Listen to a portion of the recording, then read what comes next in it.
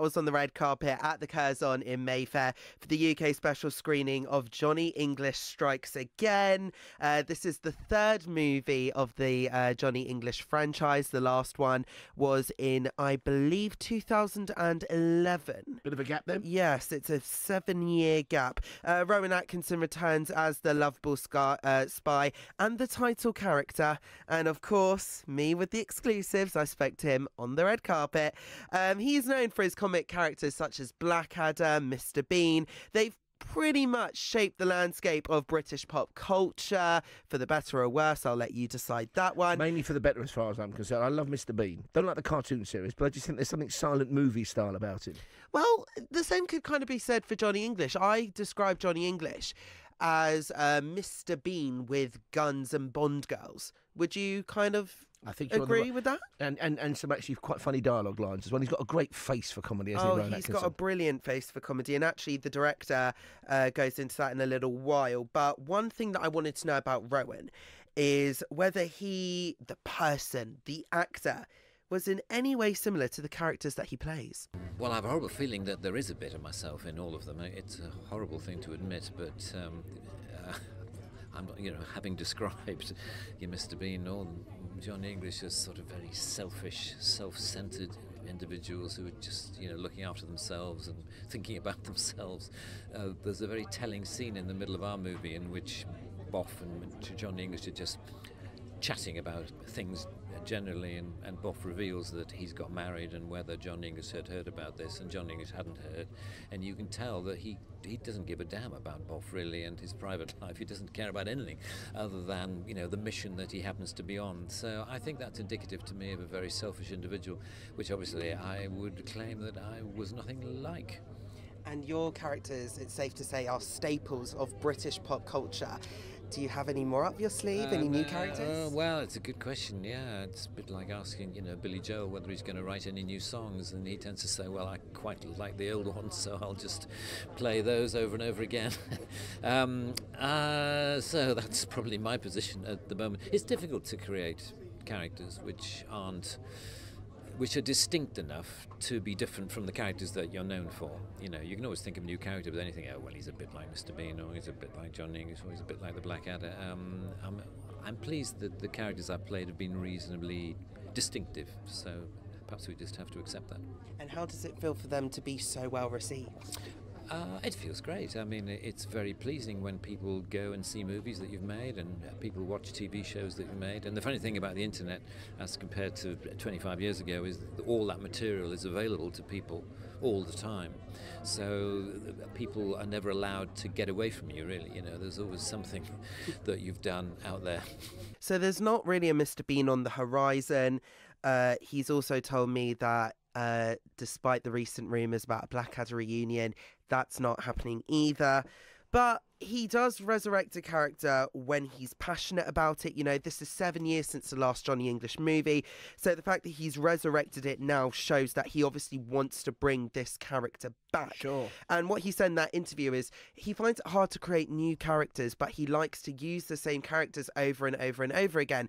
So what this kind of allows me to kind of draw together from this is that actually he's got a lot of time for the Johnny English character. I mean, I think really similar. I mean, what I love about Boff is his loyalty, and I think that's a kind of, that's a really honourable trait, and something that I think as an audience, I think that we love about him. Johnny can be as mean as he likes to everyone else, but Boff likes him, so he must be all right.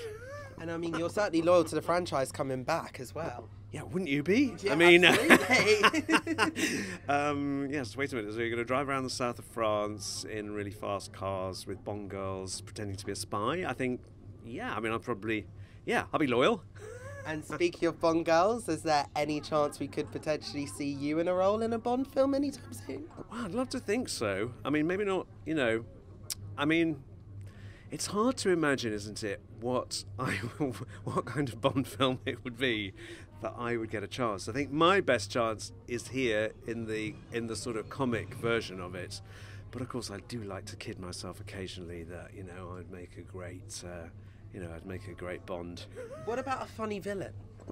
Well, they used to have funny villains in Bond films. It's a bit of a shame they go for quite terrifying villains at the moment, don't they? But if that ever did come back, Roger Moore style, where you could have a slightly comedy villain, yeah, that would be fantastic. That, of course, was the brilliant Ben Miller, who I think returns to the franchise. Ben Miller, one half of Armstrong and Miller, also so good in Death in Paradise back in the day. He's a lovely fella, Ben. I used to know him quite well. He is, and he was absolutely great on the carpet. You know, this is 15 years after the first film. He is finally making the return Oh, of course, he to the wasn't in the franchise. second one, was he? No, he wasn't. Apparently, he filmed a scene, but it was cut from the movie, and it was only that one scene. But he returns to the franchise as Angus Boff. He is out of retirement. He and Johnny are reuniting to investigate the cyber attacks launched on MI7. He describes them as analog characters living in a digital age. And what that clip just was about, I started it off with asking him, just like I asked Rowan, how similar he is to his character. But also in the film is Olga Kurylenko. She was also previously in James Bond, Quantum of Solace. So a genuine Bond girl in Johnny English. Bond girl in Johnny English. You know, and that's the thing, you're going to see a lot of crossovers with the kind of spy genre. That's why I said I don't think I'll be surprised if Vanessa Kirby makes an appearance in Bond 25 after her sterling performance in Mission Impossible Fallout. But in Johnny English, Olga Kurylenko was in James Bond. She was in she was in James Bond, Quantum of Solace. She's in Johnny English. There's one big spy franchise left to conquer for her, and that is Mission Impossible. Will she do it? Well, I don't know. It depends. I've worked with Tom, so I don't know if he would take the same partner again. But I guess they always change girls. But the last Mission Impossible was great. I loved it. And working with Rowan on this project, what was it like? What was the process like? It's amazing. We laughed a lot.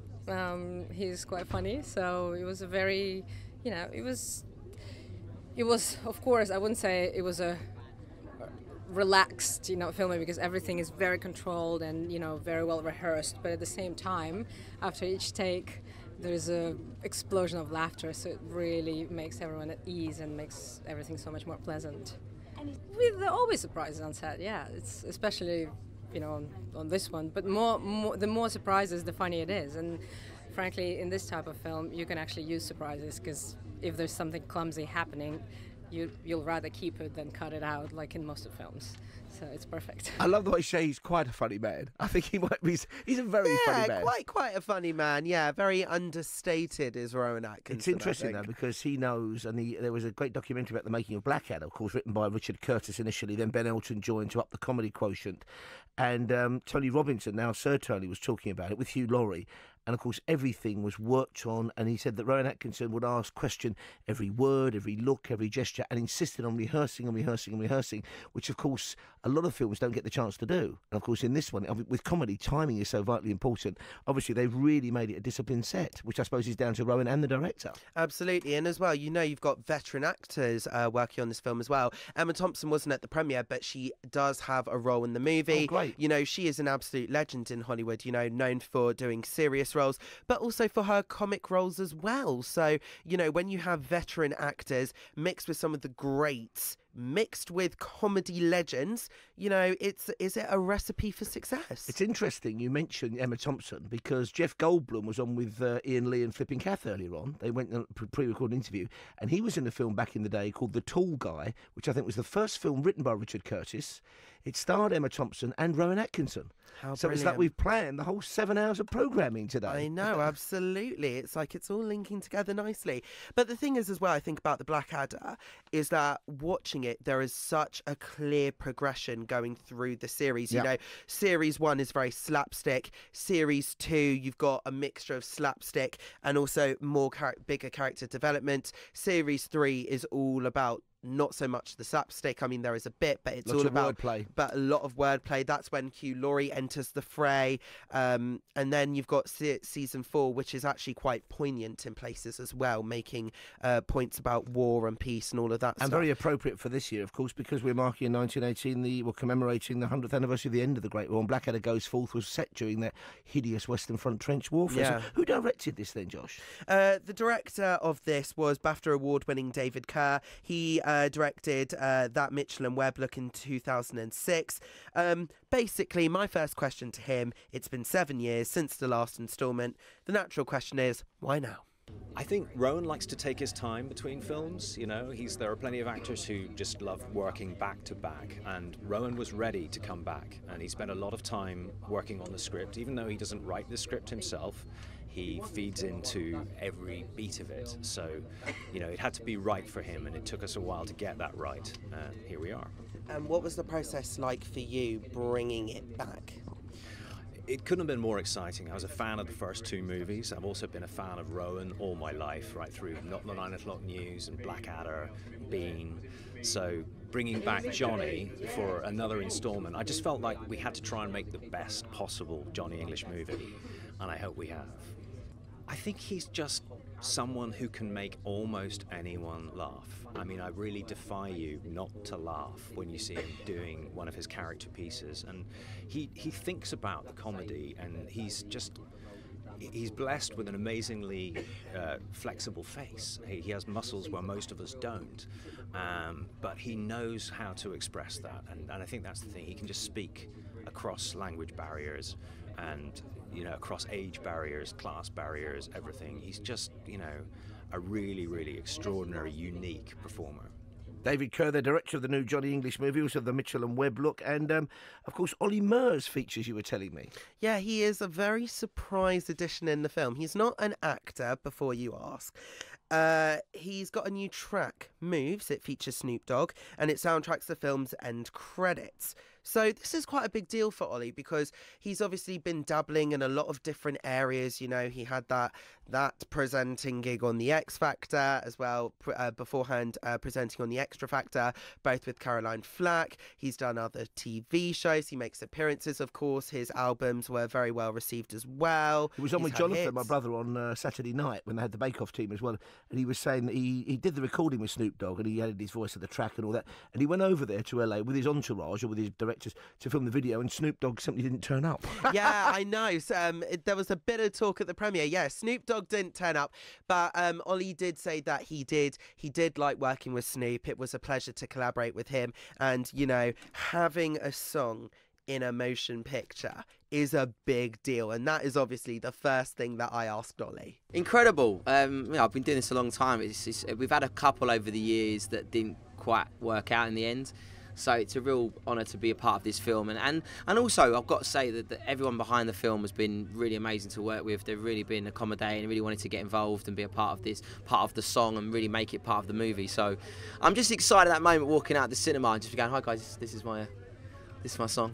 When it actually comes out on Friday, I'm going to go to my local one in Essex, in Chelmsford, and yeah, just to soak it in when people actually hear it for the first time. So it's pretty cool.